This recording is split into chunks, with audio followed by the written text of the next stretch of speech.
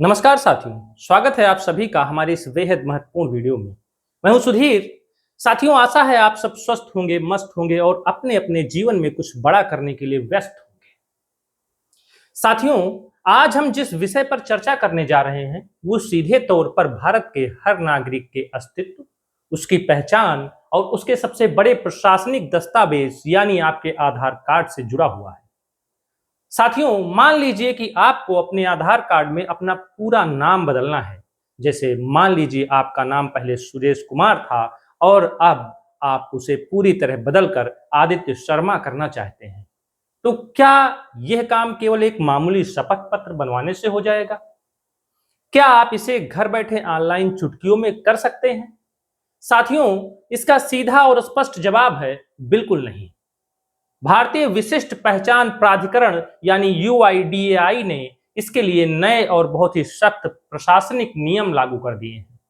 आज के इस वीडियो में हम इसी विषय का पूरा रियल एनालिसिस करेंगे कि आधार में पूरा नाम बदलने की लेटेस्ट प्रक्रिया क्या है, कौन से दस्तावेज वैध माने जाते हैं और उन विधिक दस्तावेजों को सरकारी तौर पर बनवाने की चरण दर चरण प्रक्रिया क्या है।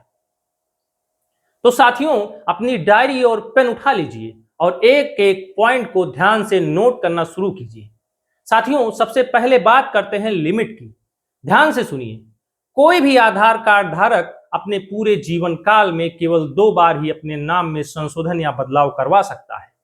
पहचान की सुरक्षा को मजबूत करने और किसी भी तरह की धोखाधड़ी को रोकने के लिए सरकार ने यह कड़ा कदम उठाया है। दूसरी सबसे बड़ी बात, साथियों, अब आप ऑनलाइन जाकर अपना नाम नहीं बदल सकते। जी हां, यूआईडीएआई ने ऑनलाइन नाम बदलने की सेवा को पूरी तरह से बंद कर दिया है। वर्तमान समय में स्व सेवा ऑनलाइन पोर्टल का उपयोग केवल एड्रेस अपडेट करने के लिए ही किया जा सकता है। नाम में किसी भी तरह के बदलाव के लिए आपको भौतिक रूप से यानी खुद चलकर आधार सेवा केंद्र जाना ही होगा। अब सवाल उठता है कि सर, जब हम आधार केंद्र जाएंगे तो वहां हमसे क्या मांगा जाएगा? साथियों, नाम में केवल छोटी मोटी स्पेलिंग की गलती है तो आपके पुराने पहचान पत्र जैसे पैन कार्ड या वोटर आईडी से काम चल जाएगा। लेकिन अगर आप अपना पूरा नाम बदल रहे हैं, जैसे रमेश से आदित्य, तो सरकार आपके पुराने दस्तावेजों को सीधे तौर पर स्वीकार नहीं करेगी। इसके लिए आपको भारत सरकार द्वारा जारी केंद्रीय राजपत्र अधिसूचना सेंट्रल गैजेट नोटिफिकेशन प्रस्तुत करनी होगी। यह वो अंतिम और अचूक कानूनी दस्तावेज है जिसे देश का कोई भी विभाग या अधिकारी कभी खारिज नहीं कर सकता। साथियों, यदि मामला शादी के बाद उपनाम बदलने का है तो सरकारी रजिस्ट्रार द्वारा जारी मैरिज सर्टिफिकेट भी एक वैध दस्तावेज के रूप में स्वीकार किया जाता है। साथियों, अब ध्यान से समझिए कि यह गजट नोटिफिकेशन आखिर भला क्या है और यह बनता कैसे है। इसे बनवाने की पूरी प्रक्रिया को हमने 5 सरल चरणों में विभाजित किया है। पहला चरण कानूनी शपथ पत्र बनवाना है। इस प्रक्रिया का आरंभ एक शपथ पत्र से होता है। आपको अपने राज्य के नियमानुसार 10 रुपए से लेकर 100 रुपए के नॉन ज्यूडिशियल स्टाम्प पेपर पर एक कानूनी घोषणा पत्र टाइप करवाना होगा। इसमें आपका पुराना नाम, नया नाम, पिता या पति का नाम, पूरा पता और नाम बदलने का एक ठोस और वैध कारण दर्ज होना चाहिए। इसके बाद किसी अधिकृत नोटरी पब्लिक से इस पर सील और हस्ताक्षर करवाकर इसे सत्यापित कराएं। इसका दूसरा चरण है समाचार पत्र में विज्ञापन देना। सलाका उठाइए और समाज को सूचित कीजिए। आपको अपने क्षेत्र में प्रसारित होने वाले कम से कम 2 प्रमुख समाचार पत्रों में नाम बदलने का विज्ञापन देना होगा। एक अंग्रेजी दैनिक समाचार पत्र और दूसरा आपके राज्य का कोई स्थानीय या क्षेत्रीय भाषाई अखबार।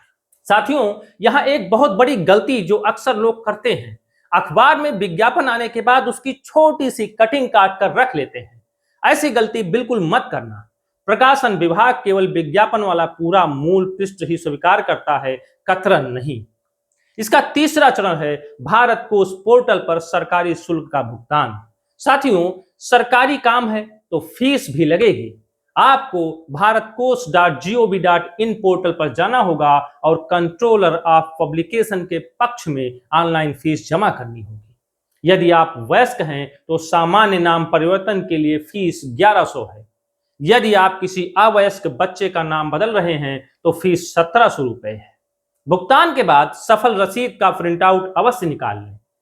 इसका चौथा चरण है डिजिटल सीडी तैयार करना। चूंकि भारत सरकार अब डिजिटल हो चुकी है, इसलिए आपको एमएस वर्ड फॉर्मेट में एक फाइल तैयार करनी होगी जिसमें आपके समाचार पत्र के विज्ञापन की हूबहू विषय वस्तु टाइप की गई हो। इस फाइल को एक नई सीडी में बर्न कर लें। ध्यान दें, इस वर्ड फाइल में हस्ताक्षर के स्थान पर आपको भौतिक हस्ताक्षर करने के बजाय केवल अपना पुराना नाम कंप्यूटर से टाइप करना होता है। इसका पांचवा चरण क्या है दोस्तों, ध्यान से समझिएगा। अब आपको दिल्ली हेड ऑफिस को फाइल भेजना है। अब आपकी एक मजबूत विधिक फाइल तैयार हो चुकी है। इसमें अपना मूल शपथ पत्र, दोनों अखबारों के मूल पृष्ठ, 2 गवाहों के हस्ताक्षर वाला आवेदन पत्र, डिजिटल सीडी, 2 क्रॉस साइन की हुई पासपोर्ट साइज तस्वीरें, अपने पुराने आईडी प्रूफ और भारत पोस्ट की रसीद संकलित करें। इस पूरी फाइल को स्पीड पोस्ट या कुरियर के जरिए भारत सरकार के इस पते पर भेज दें। नियंत्रक प्रकाशन, कंट्रोलर ऑफ पब्लिकेशंस, प्रकाशन विभाग, सिविल लाइंस, दिल्ली, जिसका पिन कोड है 110054। आवेदन प्राप्त होने के लगभग 30 से 60 दिनों के भीतर आपका नाम भारत सरकार के साप्ताहिक ई राजपत्र में प्रकाशित हो जाएगा, जिसे आप e-gazette.gov.in से बिल्कुल मुफ्त डाउनलोड कर सकते हैं। अगले पॉइंट पर बढ़ें तो अब आपको आधार सेवा केंद्र की ऑफलाइन प्रक्रिया का पालन करना है। साथियों, अब आपके हाथ में आपकी नई पहचान का सबसे बड़ा कानूनी प्रमाण पत्र यानी आपका ई राजपत्र आ चुका है। अब आपको क्या करना है, स्टेप बाय स्टेप आसानी से समझिए।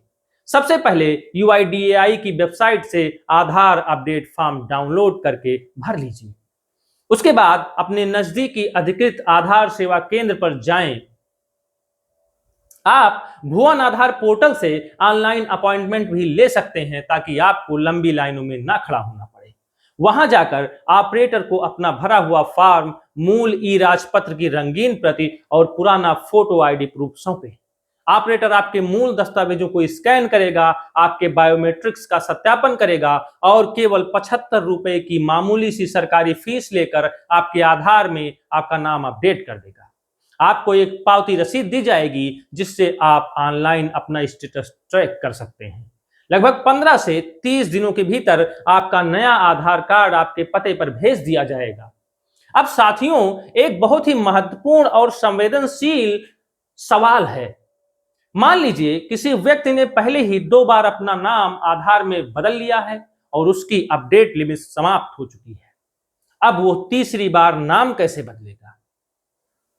ये बहुत ही महत्वपूर्ण सवाल है। क्या उसका रास्ता हमेशा के लिए बंद हो गया? साथियों, रास्ता बंद नहीं हुआ है। इसके लिए UIDAI के पास एक विशेष प्रक्रिया होती है जिसे अपवाद प्रसंस्करण कहा जाता है। इसके लिए आपको सबसे पहले आधार केंद्र जाकर गजट नोटिफिकेशन के साथ नाम बदलने का प्रयास करना होगा। चूंकि लिमिट समाप्त हो चुकी है तो आपका अनुरोध सीधे खारिज हो जाएगा और आपको एक रिजेक्शन स्लिप आईडी मिलेगी। अब आपको उस रिजेक्शन स्लिप अपने नए गजट और पुराने आईडी प्रूफ को एक साथ स्कैन करके UIDAI के रीजनल ऑफिस को help@uidai.net.in पर ईमेल करना होगा। रीजनल ऑफिस की कमेटी आपके दस्तावेजों और आपके नाम बदलने के ठोस कारणों की जांच करेगी। अगर आपका कारण 100% वैध पाया जाता है तो क्षेत्रीय निदेशक की विशेष अनुमति से आपका नाम मैनुअल रूप से डेटाबेस में अपडेट कर दिया जाएगा। तो साथियों, यह थी आधार कार्ड में पूरा नाम बदलने की अद्यतन, पारदर्शी और पूरी विधिक प्रक्रिया। आशा है कि यह आपको अच्छी तरह से समझ आ गई होगी। यदि आपके किसी मित्र या परिवार के सदस्य को इसकी आवश्यकता है तो उनके साथ ये वीडियो तुरंत साझा करें। कमेंट बॉक्स में अपनी राय जरूर दें कि क्या आपको भारत सरकार की यह राजपत्र प्रक्रिया जटिल लगती है या सुरक्षा के दृष्टिकोण से यह बिल्कुल सही है। यदि आप हमारे इस चैनल पर नए हैं तो इसे अभी सब्सक्राइब करें ताकि देश और दुनिया की ऐसी ही महत्वपूर्ण और विश्लेषणात्मक खबरें आप तक सबसे पहले पहुंचती रहें। अपना ख्याल रखिए, अपनों का ख्याल रखिए। बहुत बहुत धन्यवाद। जय हिंद।